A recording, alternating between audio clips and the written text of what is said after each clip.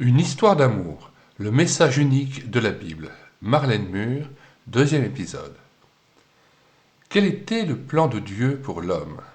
Genèse 1, versets 26 à 31, Genèse 2, versets 16, 17, 21 à 25. Dieu ne voulait pas que l'homme fût seul. Alors il créa Ève, la première femme physiquement différente de l'homme. Puis il l'amena vers Adam pour qu'elle soit sa femme, sa compagne et son aide précieuse. Adam et Ève étaient tous deux nus, mais ils n'en avaient pas honte. Comme fondateur du mariage, Dieu bénit Adam et Ève et leur recommanda d'avoir beaucoup d'enfants, afin de peupler la terre. Il leur dit également de se rendre maîtres de la terre et de dominer sur tous les animaux qui y vivaient. Lorsque Dieu considéra tout ce qu'il avait créé, il trouva cela très bon. Il ne lui restait plus rien à faire. Le septième jour, Dieu se reposa de toutes les œuvres qu'il avait accomplies. Il en fit un jour réservé pour lui et qui devait être observé comme jour de repos pour tous. Adam et Ève étaient heureux dans le jardin d'Éden. Ils avaient tout ce qu'il leur fallait et ils ne connaissaient ni le bien ni le mal. Au milieu du jardin, Dieu avait planté l'arbre de la vie et l'arbre de la connaissance du bien et du mal. Il avait dit à Adam, « Mange librement des fruits de tous les arbres du jardin, sauf du fruit de l'arbre de la connaissance du bien et du mal. De celui-là, n'en mange pas, car le jour où tu en mangeras, tu mourras. » Or, Dieu était le véritable ami d'Adam et Ève. Il ne désirait que leur bonheur. Aucun mal ne vient de Dieu. Le mal vient de Satan, appelé le diable. Satan est une créature qui devint l'auteur du mal lorsqu'il se révolta contre Dieu et son autorité. Il hait Dieu. Il voulait faire beaucoup de mal à Adam et à Ève parce que Dieu les aimait et avait un plan merveilleux pour leur vie. Satan est l'ennemi de Dieu. Il était également l'ennemi d'Adam et d'Ève et de tous les êtres humains. Comment le plan de Dieu a-t-il été contrecarré? Genèse 3, versets 1 à 13. Un jour, Satan s'approcha d'Ève sous l'apparence d'un serpent très séduisant. Il lui demanda, « Vraiment, Dieu vous a dit, ne mangez du fruit d'aucun des arbres du jardin ?» Ève lui répondit, « Nous mangeons des fruits des arbres du jardin, excepté du fruit de l'arbre qui est au milieu du jardin. Dieu a dit de ne pas en manger et de ne pas y toucher, sinon nous mourrons. » Satan riposta, « Mais pas du tout, vous ne mourrez pas. Seulement Dieu sait bien que le jour où vous en mangerez, vos yeux s'ouvriront et vous serez comme Dieu, choisissant vous-même entre le bien et le mal. » Ève écouta Satan et commença à douter de la parole de Dieu, à laquelle elle avait même ajouté et retranché quelque chose. Finalement, elle ne put résister à l'envie de prendre un de ces fruits à l'aspect si appétissant et aux propriétés si miraculeuses. Elle en mangea et en donna à Adam qui était auprès d'elle, et elle en mangea. Et il en mangea.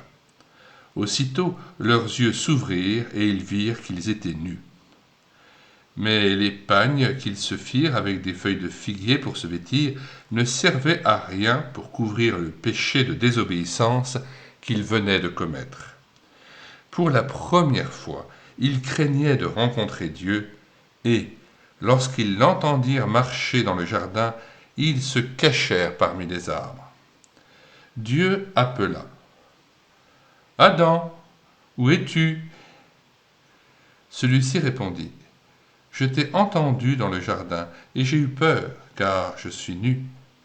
Alors je me suis caché. » Et Dieu dit, « Qui t'a appris que tu es nu? Aurais-tu mangé du fruit de l'arbre dont je t'avais défendu de manger ?» Adam répliqua d'un ton accusateur, « C'est la femme que tu as placée auprès de moi qui m'a donné du fruit de cet arbre, et j'en ai mangé. » Alors Dieu s'adressa à Ève. « Pourquoi as-tu fait cela?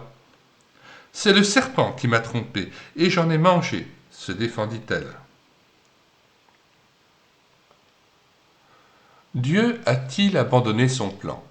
Genèse 3, versets 14 à 24 et Hébreux 9, verset 22. À la suite de la rébellion d'Adam et d'Ève contre Dieu, il se dressa comme un mur de séparation entre eux et lui.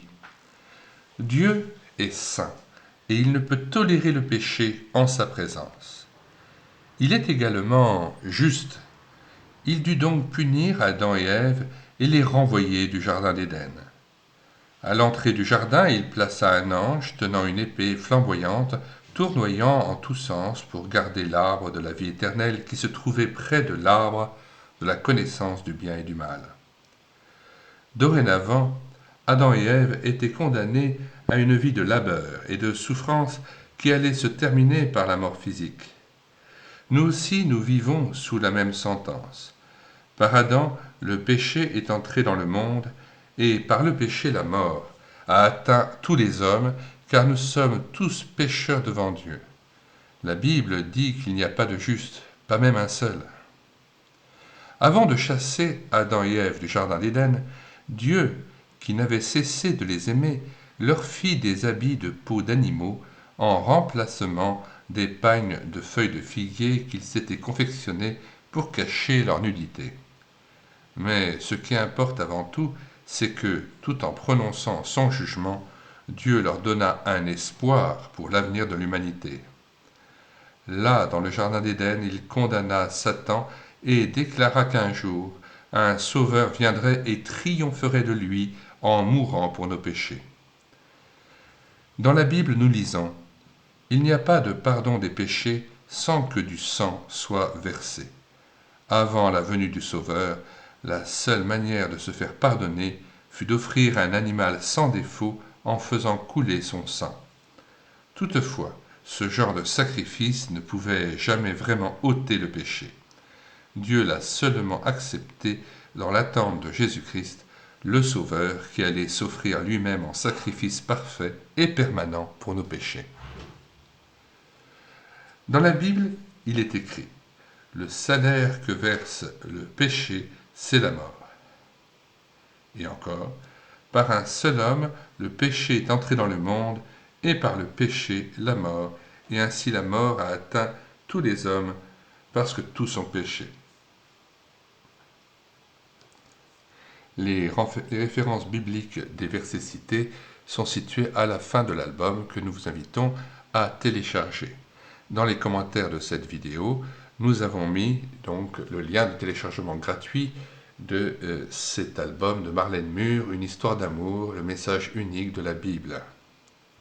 Le téléchargement se fera à partir de médiathèquechrétienne.fr, site que nous avons créé en synergie avec cette chaîne YouTube et l'écouter sa parole, afin d'assurer la réédition numérique des ouvrages chrétiens épuisés et non réédités.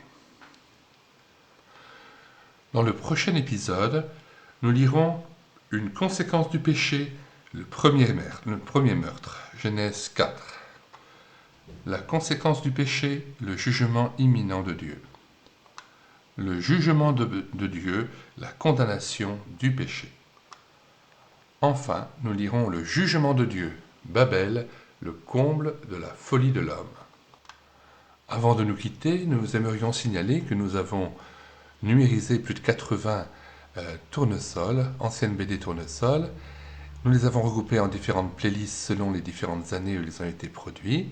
Nous vous invitons donc à regarder dans les playlists de cette chaîne YouTube et l'écouter sa parole, les différentes BD tournesols que nous avons filmées avec caméra de documents et qui vous racontent aussi de nombreuses histoires, et nous lisons ainsi les différentes BD. De même, nous avons numérisé quelques tomes et carottes dans une playlist mise à part aussi.